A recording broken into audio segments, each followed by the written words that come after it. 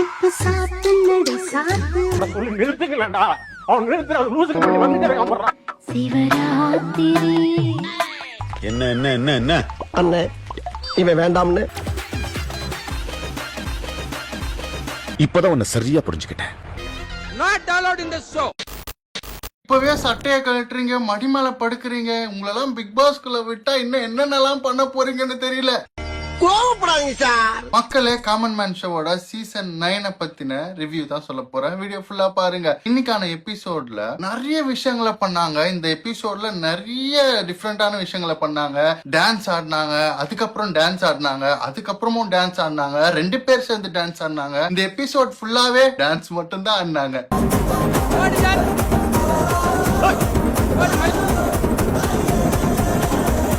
But இருந்தாலும் பார்க்க நல்லா தான் இருந்துச்சு. அது எப்படிங்க ஒரு எபிசோட் ஃபுல்லாவே டான்ஸ் ஆடியே முடிக்க முடியும்னு கேட்டா முடியும். அந்த ஒரு டேலண்ட் எல்லாம் பிக் பாஸ் டீமுக்கு மட்டும் தான் இருக்கு. இந்த எபிசோடு பூராவுமே டான்ஸ் வச்சே முடிச்சிட்டாங்கப்பா. இந்த எபிசோட்ல கண்டஸ்டன்ட் வந்து கண்ட மேனிக்கு என்ன வேணா ஆடலாம். அவங்களுக்கு டான்ஸ் தெரிஞ்சிருக்கணும்னு அவசியமே இல்ல. முக்கியமா டான்ஸ் தெரிஞ்சிருக்கவே கூடாதுன்றது தான் இந்த டாஸ்கோட முக்கியமான ரூலே. அண்ட் இந்த ஒரு டாஸ்க்ல ஃபர்ஸ்ட் கண்டஸ்டன்டா நம்ம ஷோபாவும் தலைவன் மணிவண்ணனும் இறங்குனாங்க.